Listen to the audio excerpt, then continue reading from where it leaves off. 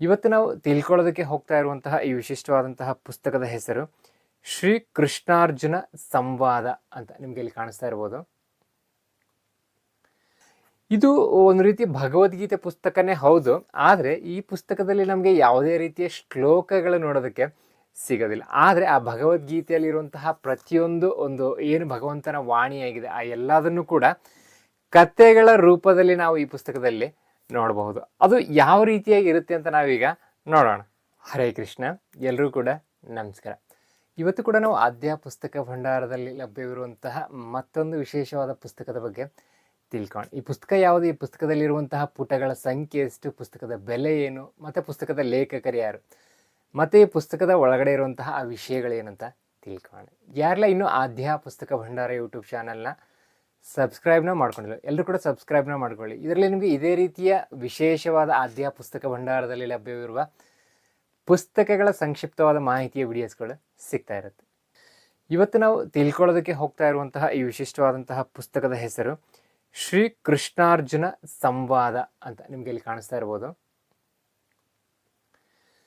ಕೃಷ್ಣಾರ್ಜುನರ ಸಂವಾದದ ಬಗ್ಗೆ ತಿಳಿಸುವಂತಹ ಒಂದು ವಿಶಿಷ್ಟವಾದಂತಹ ಪುಸ್ತಕ ಇದಾಗಿದೆ. ಕೃಷ್ಣಾರ್ಜುನ ಸಂವಾದ ಅಂದ ತಕ್ಷಣಕ್ಕೆ ಪ್ರತಿಯೊಬ್ಬರು ಕೂಡ ಗೊತ್ತಾಗುತ್ತೆ ಅದು ಭಗವದ್ಗೀತೆ ಪುಸ್ತಕನೇ ಆಗಿರುತ್ತಂತ. ಯಾಕಂದರೆ ಶ್ರೀಕೃಷ್ಣ ಪರಮಾತ್ಮ ಅರ್ಜುನನಿಗೆ ಉಪದೇಶ ಮಾಡುವಂತಹ ಒಂದು ನೆಪದಲ್ಲಿ ನಮ್ಮೆಲ್ಲರಿಗೂ ಕೂಡ ಒಂದು ವಿಶಿಷ್ಟವಾದಂತಹ ಮತ್ತು ರಹಸ್ಯವಾದಂತಹ ವಿಚಾರಗಳನ್ನು ತಿಳಿಸಿರುವಂತಹ ಪುಸ್ತಕವೇ ಶ್ರೀಮದ್ ಭಗವದ್ಗೀತೆ ಅಂತ ಹೇಳಿ. ಆದರೆ ಈ ಪುಸ್ತಕದ ಒಂದು ವಿಶೇಷತೆ ಏನು ಅಂತ ನಾವೀಗ ನೋಡೋದಾದರೆ, ಈ ಪುಸ್ತಕದಲ್ಲಿ ಮೊದಲನೇದಾಗಿ ಈ ಪುಸ್ತಕದ ಲೇಖಕರು ಯಾರಂತ ನಾವು ನೋಡೋಣ.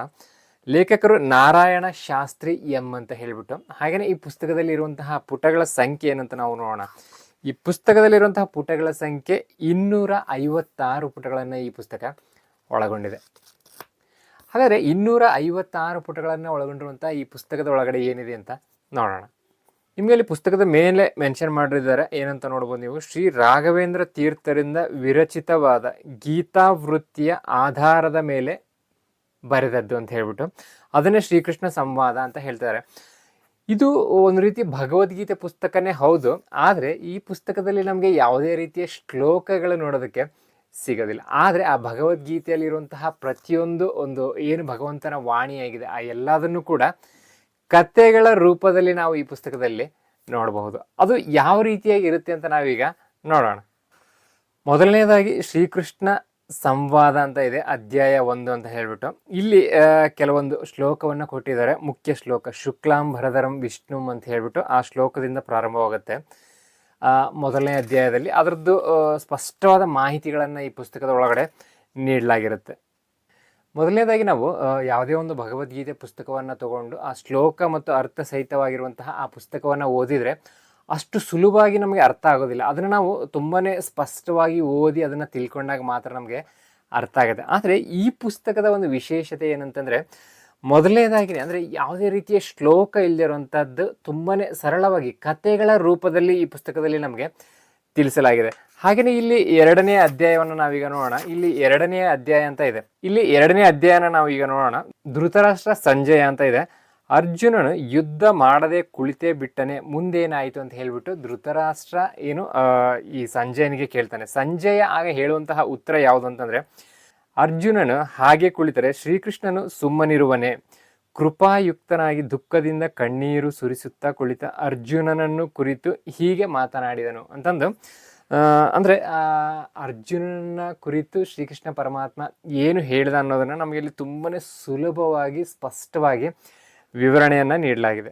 ಹಾಗೆಯೇ ಇಲ್ಲಿ 3ನೇ ಅಧ್ಯಾಯ 4ನೇ ಅಧ್ಯಾಯ ಅಂತ ಹೇಳಿ ಈ ಭಗವದ್ಗೀತೆಯಲ್ಲಿ ಏನು 18 ಅಧ್ಯಾಯಗಳಿದೆ ಆ 18 ಅಧ್ಯಾಯಗಳು ಸಹ ಈ ಪುಸ್ತಕದಲ್ಲಿ ಇದೆ. ಆದರೆ ಇದನ್ನು ತುಂಬಾ ಸರಳವಾಗಿ ಆ 18 ಅಧ್ಯಾಯಗಳಲ್ಲಿ ಬರುವಂತಹ ಎಲ್ಲದನ್ನು ಕಥೆಗಳ ರೂಪದಲ್ಲಿ ತಿಳ್ಕೊಳ್ಳೋದಕ್ಕೆ ಈ ಪುಸ್ತಕ ತುಂಬಾ ವಿಶೇಷವಾಗಿದೆ.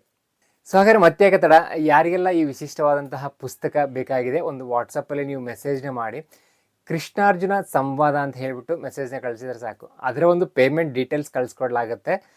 ಅದಕ್ಕೆ ನೀವು ಪೇಮೆಂಟ್ ಮಾಡಿ ಸ್ಕ್ರೀನ್ಶಾಟ್ ಕಳಿಸಿ ನಿಮ್ಮ ವಿಳಾಸವನ್ನು ಕಳಿಸ್ಕೊಟ್ರೆ ಸಾಕು. ಈ ಪುಸ್ತಕವನ್ನು ನಿಮ್ಮ ವಿಳಾಸಕ್ಕೆ ಪೋಸ್ಟ್ ಮಾಡಲಾಗುತ್ತೆ. ಹಾಗೆಯೇ ಈಗ ಎಲ್ಲರೂ ಕೂಡ ಈ ಪುಸ್ತಕದ ಒಳಗಡೆ ಇರುವಂತಹ ವಿಶೇಷವಾದ ಮಾಹಿತಿಗಳೇನು, ಎಷ್ಟು ಸ್ಪಷ್ಟವಾಗಿ ಎಷ್ಟು ಸರಳವಾಗಿ ಈ ಪುಸ್ತಕದಲ್ಲಿ ಇದೆ ಅಂತ ಗೊತ್ತಾಯಿತು. ಪುಸ್ತಕದಲ್ಲಿರುವಂತಹ ಪುಟಗಳ ಸಂಖ್ಯೆಯು ಕೂಡ ಗೊತ್ತಾಯಿತು. ಈಗ ಈ ಪುಸ್ತಕದ ಒಂದು ಬೆಲೆ ಏನಂತ ನಾವು ನೋಡೋದಾದರೆ ಪುಸ್ತಕದ ಬೆಲೆ 250 ರೂಪಾಯಿ ಆಗುತ್ತೆ. ಹಾಗೆಯೇ ಪೋಸ್ಟಲ್ ಚಾರ್ಜ್ ಏನಿರುತ್ತೆ ಅದು ನಿಮಗೆ ಪ್ರತ್ಯೇಕವಾಗಿ ಇರುತ್ತೆ. ಮತ್ತೆ ಯಾಕೆ ತಡ, ಈ ಪುಸ್ತಕವನ್ನು ತಗೊಳ್ಳೋದಕ್ಕೆ ಕೆಳಗಡೆ ಕೊಟ್ಟಿರುವಂಥ ಸಂಖ್ಯೆಗೆ ಒಂದು ವಾಟ್ಸಪ್ನ ಮಾಡಿ ಪಡ್ಕೊಳ್ಬಹುದು. ನಮಸ್ಕಾರ.